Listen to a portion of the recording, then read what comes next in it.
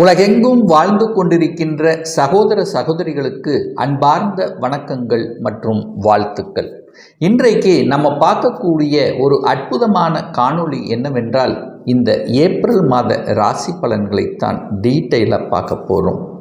இந்த ஏப்ரல் மாதத்தினுடைய கிரக நிலைகளை பார்க்கும் பொழுது மேசமனையில் குரு பகவானும் புதன் பகவானும் இணைந்து கொண்டு, கன்னிமனையில் கேதுவும், சந்திரன் அதாவது மனோகாரகன் என்று சொல்லக்கூடிய சந்திரன் இந்த மாதத்தினுடைய தொடக்கத்தில் தனுசு மனையிலும், கும்பமனையில் சனி பகவானும் செவ்வாய் பகவானும் இணைந்து கொண்டு, மீனமனையில் 3 கிரகங்கள் சூரியன், ராகு, சுக்கிரன்.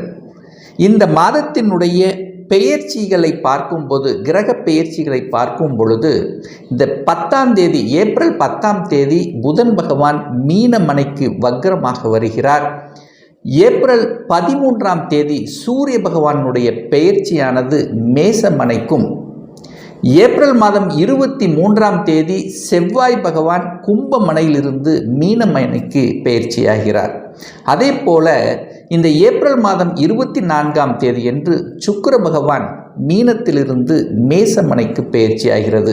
ஸோ இந்த கிரக அமைப்புகளை வைத்துக்கொண்டு என்ன மாதிரியான பலன்கள், சாதகம் என்ன, பாதகம் என்ன, எதை செய்யலாம், எதை செய்யக்கூடாது, என்ன மாதிரியான தெய்வ வழிபாடு உகந்தது என்பதை பற்றித்தான் இந்த பதிவில் நம்ம டீட்டெயிலாக பார்க்க போகிறோம்.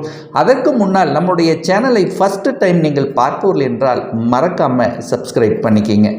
துலாம் ராசி அன்பர்களே, சுக்கிர பகவானை ஆட்சி வீடாகவும், சனி பகவானை உச்ச வீடாகவும், சூரிய பகவானை நீசமாக கொண்ட இந்த துலாம் ராசி அன்பர்களுக்கு இந்த ஏப்ரல் மாதம் எப்படி இருக்கும் அப்படின்னு பார்க்கும் பொழுது, உங்களுடைய ராசி அதிபதி என்று சொல்லக்கூடிய சுக்கிர பகவான் உச்ச பலத்துடன் இருக்கக்கூடிய ஒரு அற்புதமான ஒரு மாதம்.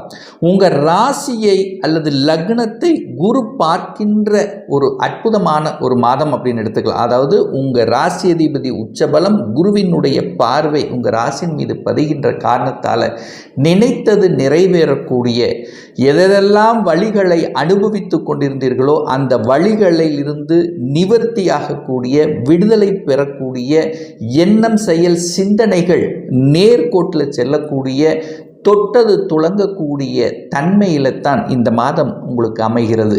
அப்போ உங்கள் ராசிநாதனோடு யார் இருக்காருன்னா 11ஆம் அதிபதி என்று சொல்லக்கூடிய அந்த சூரியனோடு இணைவு பெறுகிறது. அப்போ உங்கள் லக்னம் ராசி என்று சொல்லக்கூடிய சுக்கிரனோடு சூரியன் இணைவு பெறுகின்ற இந்த காலகட்டத்தில் எண்ணிய நிகழ்வுகள் நடக்கக்கூடிய, இதுவரைக்கு எந்தெந்த பிரச்சனைகளில் தொந்தரவாக இருந்து கொண்டிருந்ததோ அதிலிருந்து விலகக்கூடிய ஒரு நல்ல மாதமாக அமைகிறது.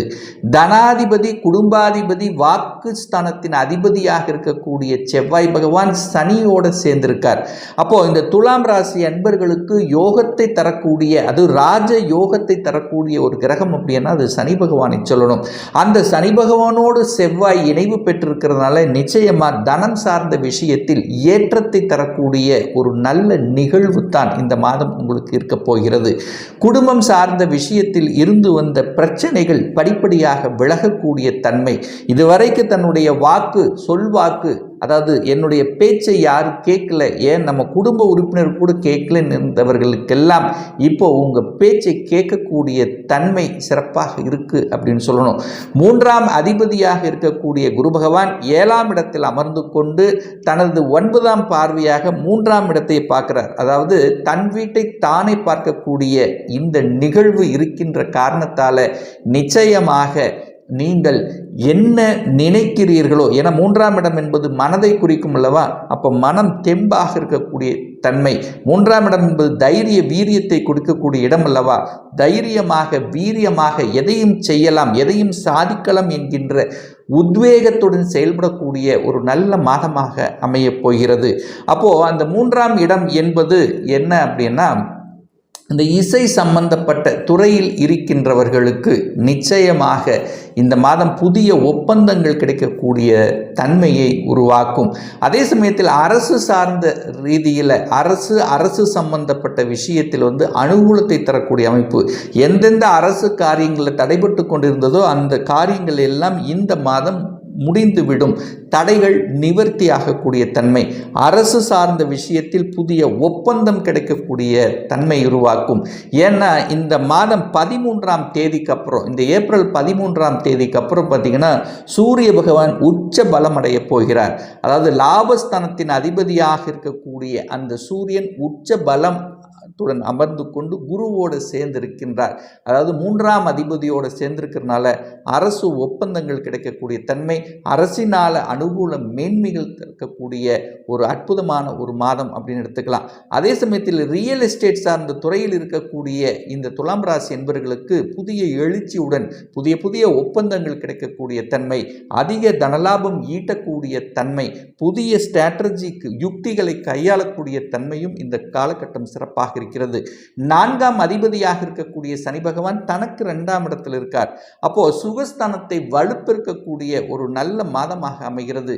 தாய் சம்பந்தப்பட்ட தாய் வர்க்கம் ரீதியாக இருந்து வந்த பிரச்சனைகள் விலகும். தாயினுடைய சொத்துக்கள் ஒரு சிலருக்கு கிடைக்கக்கூடிய தன்மை, தாயை விட்டு பிரிந்தவர்கள் எல்லாம் ஒன்று சேரக்கூடிய தன்மை, தொழிலில் மாற்றம், உத்தியோகத்தில் மாற்றம், இந்த மாதிரி அனைத்து விதமான மாற்றங்களும் உங்களுக்கு நல்லதாகவே அமையும். 4ஆம் இடம் என்பது விவசாயம் சம்பந்தப்பட்ட விஷயத்தில் இருக்கக்கூடியவர்களுக்கு பார்த்தீங்கன்னா புதிய யுக்தியை கையாண்டு இந்த மாத இறுதியில் ஒரு நல்ல லாபத்தை விளைவிக்கக்கூடிய பொருள்கள் மூலமாக ஒரு நல்ல லாபம் அடையக்கூடிய தன்மை. 5ஆம் அதிபதி 5ஆம் இடத்திலேயே இருக்கின்ற காரணத்தால் ஆட்சி பலம் பெற்று வலிமையாக இருக்கிறதுனால குழந்தைகள் மூலமாக பலன்கள் கிடைக்கக்கூடிய தன்மை, குழந்தைகளுடைய படிப்பு சார்ந்த விஷயங்கள் சிறப்பாக இருக்கக்கூடிய தன்மை, குழந்தைகள் என்ன ஆகணும் என்ன படிக்கணும் என்று ஆசைப்படுகிறார்களோ அந்த ஆசைகள் நிறைவேற்றக்கூடிய தன்மை, குழந்தை பிறப்பு சம்பந்தப்பட்ட விஷயத்தில் தடைப்பட்டு கொண்டு இருந்தவர்களுக்கு குழந்தைகள் பிறப்பு சம்பந்தப்பட்ட விஷயங்கள் நற்செய்திகள் கொடுக்கக்கூடிய தன்மை, கொஞ்சம் செலவுகள், அதாவது இந்த செயற்கை முறையில் கருவுறுத்தல் இந்த மாதிரி செலவு செய்து கொண்டிருந்தவர்கள், அதனால் சங்கடத்தை அனுபவித்துக் கொண்டிருந்தவர்களுக்கெல்லாம் நல்ல செய்திகள் கிடைக்கக்கூடிய ஒரு நல்ல மாதமாக அமைகிறது. 6ஆம் இடம் வலுப்பெறுகின்றதுனால கடனால் அனுகூலம், ஆதாயங்கள், ஒரு சிலர் கடன் வாங்கி ஒரு வீடு வண்டி வாகனம் வாங்கக்கூடிய நிகழ்வுகளும் இந்த காலகட்டம் உங்களுக்கு சிறப்பாக இருக்கு. ஏன்னா சுக்கிரன் உச்சபலமாக இருக்கிறதுனால, சுக்கிரனுங்கிறது வீட்டுக்கு காரகன், வண்டி வாகனத்துக்கு காரகன் அப்படிங்கிறதுனால இந்த வீடு வண்டி வாகனம் வாங்குவதற்கு ஒரு ஏதுவாக உள்ள ஒரு நல்ல மாதமாக அமைகிறது. 7ஆம் இடத்தில் குரு பகவான் அமர்ந்திருக்கார். அப்போ 7ஆம் இடத்தில் குரு பகவான் அமர்ந்து தனது 5ஆம் பார்வையாக லாபஸ்தானத்தை பார்க்கிறார் அல்லவா. அப்போ மனைவியின் மூலமாக அனுகூலங்கள், ஆதாயங்கள், மனைவி அல்லது கணவன் ஒரு நல்ல செட்டில் ஆகல, வேலை கிடைக்கல, வேலைக்காக அலைந்து திரிந்து கொண்டிருக்கிறான்னா இந்த மாதம் நிச்சயமாக வேலை கிடைக்கக்கூடிய வாய்ப்புகள், சந்தர்ப்பங்கள் மிகுதியாக இருக்கிறது. கூட்டு தொழிலை செய்யணும் அப்படிங்கிற ஒரு எண்ணங்கள் ஒரு சிலருக்கு உருவாக்கும். கணவன் மனைவி 2 பேரும் சேர்ந்து ஒரு தொழிலை செய்யக்கூடிய தன்மைகளும் இந்த காலகட்டம் உங்களுக்கு சிறப்பாக இருக்கிறதுங்கிறத ஸ்ட்ராங்காக சொல்லலாம்.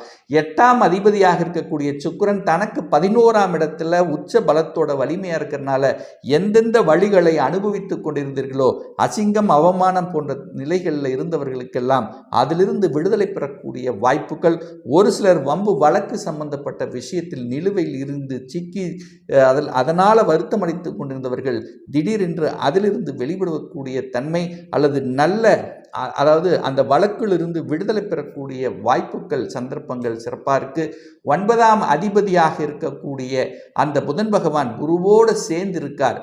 அதுக்கப்புறம் இந்த மாதத்தினுடைய அதாவது 10ஆம் தேதிக்கு அப்புறம் பார்த்தீங்கன்னா அந்த சுக்கிரன் அதாவது புதன் பகவான் சுக்கிரனோடு சேர்ந்து 6ஆம் இடத்துல அமர்ந்து நீசமாகி நீச பங்கமாக இருக்கக்கூடிய இந்த காலகட்டத்தில் அதாவது கடனால் அனுகூலம், ஆதாயம் பெறக்கூடிய வாய்ப்புகளை இருக்கும். ரொம்ப கடனில் சிக்கி தவித்தவர்கள் கூட கடனை அடைப்பதற்கான சாத்தியக்கூறுகள் உங்களுக்கு தென்படக்கூடிய தன்மைகள், தகப்பன் சார்ந்த விஷயத்தில் இருந்து வந்த பிரச்சனைகள் அல்லது அதிகாரம் சார்ந்த விஷயத்தில் இருந்து வந்த பிரச்சனைகள் எல்லாமே அகலக்கூடிய தன்மை, ஈகோ இந்த மாதிரி பிரச்சனை இருந்தவர்கள் எல்லாம் அதிலிருந்து விடுபடக்கூடிய தன்மை உருவாக்கும். அப்போது தகப்பனால் அனுகூலம் என்ன, தகப்பனால் உங்களுக்கு ஒரு வீடு வண்டி வாகனம் இதெல்லாம் வாங்கி கொடுக்கக்கூடிய தன்மை, வெளிநாட்டுக்கு செல்லக்கூடிய யோகங்களும் இந்த காலகட்டம் உங்களுக்கு சிறப்பாக இருக்குது. அப்போது ஒரு வேலையை தேடி அலைந்து கொண்டிருந்தவர்கள், தன் சொந்த ஊர்லேயே கிடைக்கலங்கிறவங்க இப்போது இந்த காலகட்டத்தில் வெளிநாட்டில் வேலை பார்க்கக்கூடிய தன்மைகளும் ஒரு சிலருக்கு உருவாக்கும். 10ஆம் அதிபதியாக இருக்கக்கூடிய சந்திரன் பார்த்தீங்கன்னா 3ஆம் இடமான முயற்சி ஸ்தானத்தில் அமர்ந்து கொண்டு குருவினுடைய பார்வை பெற்றிருக்கக்கூடிய தன்மை. அப்போ வேலையில் பெரிய பிரச்சனை ஒன்றும் ஏற்பட போவது இல்லை. இதுவரைக்கும் உங்களை புரிந்து கொள்ளாதவர்கள் கூட இப்போ உங்களுக்கு புரிந்து கொள்ளக்கூடிய தன்மை, அதாவது எதிரிகளாக இருந்தவர்கள் கூட இப்போ நண்பர்களாக மாறக்கூடிய வாய்ப்புகளும் உங்களுக்கு சிறப்பாக இருக்குது. 11ஆம் அதிபதி வலிமையாக இருக்கக்கூடிய ஒரு நல்ல மாதம் இந்த துலாம் ராசி என்பவர்களுக்கு. அப்போது இந்த மாதத்தினுடைய பிற்பகுதி, அதாவது 13ஆம் தேதிக்கு அப்புறம் பார்த்தீங்கன்னா லாபாதிபதி என்று சொல்லக்கூடிய சூரியன் 17ஆம் இடத்தில் அமர்ந்து கொண்டு உச்சமாக இருக்கக்கூடிய தன்மை, அந்த 11ஆம் இடத்தை குருவினுடைய பார்வை பெற்றிருக்கக்கூடிய தன்மை, அதே சூரியன் உச்ச பலத்தோடு உங்கள் ராசியை பார்க்கிறார். அப்போ அரசியல் மூலமாக அனுகூலங்கள், உயர் பதவி கிடைப்பதற்கான வாய்ப்புகள், லாபமே கிடைக்கலங்கிறவங்க லாபம் கிடைக்கக்கூடிய தன்மைகள், புதிய புதிய யுக்திகளை கையாண்டு அதாவது உங்களுடைய தொழிலில் ஒரு விரிவுபடுத்தக்கூடிய தன்மைகள், அது கடன் கிடைக்கக்கூடிய தன்மைகள், கடனால் அனுகூலம் ஆதாயம் கிடைக்கக்கூடிய தன்மைகள், தொட்டது துளங்கக்கூடிய தன்மைகள், எந்த காரியங்கள் தடைபட்டு கொண்டிருந்ததோ அந்த காரியங்களை எடுத்து வெற்றி பெறக்கூடிய அமைப்பு, எதிரி தொல்லைகள் நீங்கக்கூடிய தன்மை, கடவுளினுடைய அனுகிரகம் என்பது இருக்கிறது. யாத்திரைகள் செல்லக்கூடிய யோகங்கள் உங்களுக்கு இருக்கிறது அப்படின்னு சொல்லலாம். 12ஆம் இடத்தில் கேது அமர்ந்து கொண்டிருக்கின்றார். அப்போது கேதுங்கிறது ஞானக்காரகன் அல்லவா? அப்போது ஞானம் உங்களுக்கு, அதாவது புதன் வீட்டில் கேது இருக்கிறதுனால நல்ல புத்திசாலித்தனம் வெளிப்படுத்தும். இதைத்தான் செய்யணும், இதைத்தான் பண்ணணும் என்கின்ற உறுதித்தன்மையோட சூரியனைப் போல திடமாக இருந்து ஒளி பொருந்திய தன்மையில் இருக்கக்கூடிய ஒரு நல்ல மாதமாக தென்படுகிறது இந்த துலாம் ராசி அன்பர்களுக்கு. ஒரு நல்ல தெய்வ வழிபாடு அப்படின்னு எடுத்துக்கொண்டால் ஒவ்வொரு வெள்ளிக்கிழமை என்று அம்மன், உங்களுக்கு பிடித்த அம்மனை சென்று வழிபடுவதும், அமாவாசை என்று குலதெய்வத்துக்கு சென்று விடுவதும் உங்களுக்கு அனைத்து விதத்திலும் நன்மைகளை ஏற்படுத்தி கொடுக்கும். இப்போ நான் சொன்னது கோச்சார ரீதியாக இந்த ஏப்ரல் மாதத்துக்குரிய ஒரு பொதுவான பலன்கள். இந்த ராசி நட்சத்திரத்தில் பார்த்தீங்கன்னா பல கோடிக்கணக்கான பேர் இருப்பீங்க. ஒவ்வொருத்தரும் டிஃப்ரெண்ட், ஒவ்வொருத்தருடைய ஜாதக அமைப்புகளும் வேறுபடும், அதற்கு தகுந்த மாதிரி கிரக அமைப்புகளும் வேறுபடும். இந்த கோச்சார பலனை பார்த்தீங்கன்னா தொடர்ந்து ஒரு 3 மாதங்கள் தொடர்ச்சியாக பாருங்கள். சரியாக அமையல வரல அப்படின்னா உங்கள் ஜாதகத்தில் 6ஆம் அதிபதி, 8ஆம் அதிபதி அல்லது 12ஆம் அதிபதியினுடைய தசா புத்திகள் இயங்கும் என்பதை ஞாபகத்தில் வைத்து கொள்ளுங்கள்.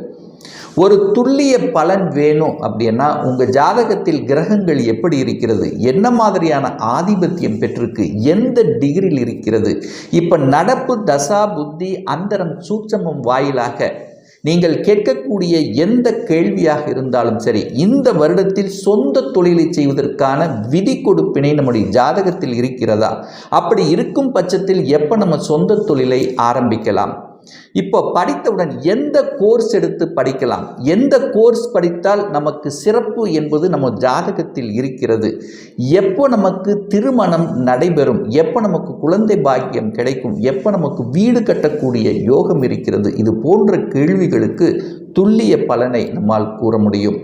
ஒரு பர்சனல் கன்சல்டேஷன் எடுத்துக்கணும், அதாவது உங்களுடைய சொந்த ஜாதகம் பார்க்கணும் என்று விருப்பமுடைய அன்பர்கள் டிஸ்பிளே தெரியக்கூடிய நம்பருக்கு வாட்ஸ்அப் மூலியமாகவோ ஃபோன் கால் மூலியமாகவோ தொடர்பு கொண்டு அப்பாயின்மெண்ட் பெற்றுக்கொண்டு கன்சல்டேஷன் எடுத்துக்கலாம். நிச்சயமாக இந்த பதிவு ஏதாவது ஒரு ரூபத்தில் உங்களுக்கு யூஸ்ஃபுல்லாக இருக்கும் அப்படின்னு நினைக்கிறேன். நம்ம சேனலை ஃபஸ்ட்டு டைம் நீங்கள் பார்ப்பவர்கள் என்றால் மறக்காமல் சப்ஸ்கிரைப் பண்ணிக்கிங்க. பக்கத்தில் இருக்கின்ற பெல் பட்டன் மற்றும் ஆல் நோட்டிஃபிகேஷனை கிளிக் பண்ணும்போது நான் போடக்கூடிய அடுத்தடுத்த பதிவுகள் உங்களுடைய நோட்டிஃபிகேஷனில் வந்து சேரும். மீண்டும் ஒரு நல்ல பதிவில் சந்திக்கும் வரை உங்களிடமிருந்து விடைபெறுவது உங்களுடைய அஸ்ட்ராலஜர் டாக்டர் சதீஷ்.